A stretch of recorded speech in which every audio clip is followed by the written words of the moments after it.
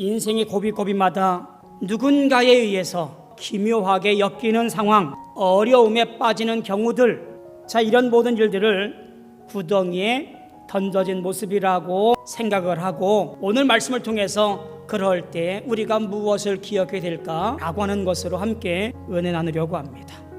오늘 말씀 20절에 보니까 이렇게 말합니다. 자, 그를 죽여 한 구덩이에 던지고 우리가 말하기를 악한 짐승이 그를 잡아먹었다 하자. 그리고 그의 꿈이 어떻게 되는지를 우리가 한번 보자.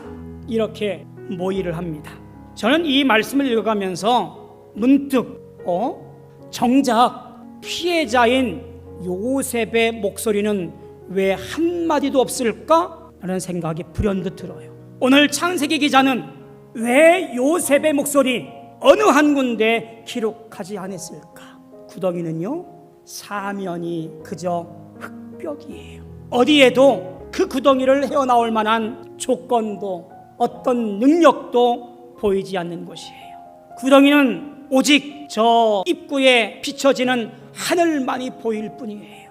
사람의 목소리는 그를 구할 수가 없는 곳, 구덩이라고 하는 것의 특징이에요. 창세기 기자가 구덩이에 빠진 요셉의 목소리를 그저 아무 소리도 없이 던져진 모습으로 묘사되었던 것은 우리 인생 가운데 있을 구덩이 가운데 내가 바라보아야 할 것은 형들의 도움도 아니고 인간의 지혜도 아니고 헤어나올 수 없는 내 능력도 아니라 오직 바라보아야 할 것 하나님만을 지켜보라고 하는 교훈은 아니었을까? 오늘 내 인생 가운데 구덩이에 빠져 있다고 한다면, 오늘 내 삶에서 어찌할 수 없는 상황에 놓여 있다면, 나는 하늘에 계신 하나님을 바라보며 이 구덩이에서 건져내질 것을 기도하고 간구해야 된다라고 하는 말입니다.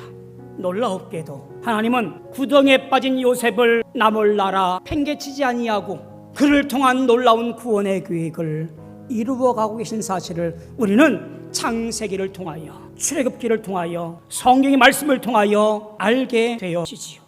결국 이스라엘 백성들을 구하기 위한 하나님의 놀라운 구원의 섭리와 과정이었다는 이야기입니다. 버림받은 곳, 죽음의 그림자가 드리운 곳, 어느 누구 하나 건질 만한 어떤 조건도 어떤 형편도 아닌 곳, 요셉이 누려왔던 특별한 보살핌도 아버지의 사랑도 다 벗겨지고 그곳은 오직 하나님의 은혜의 돌보심과 인도하심을 통하여 헤어나올 수 있는 곳, 그것이 바로 요셉의 구덩이였고, 그 구덩이는 결국 구원의 섭리와 과정으로 이루어지는 첫 발자국이었다라고 하는 것이에요.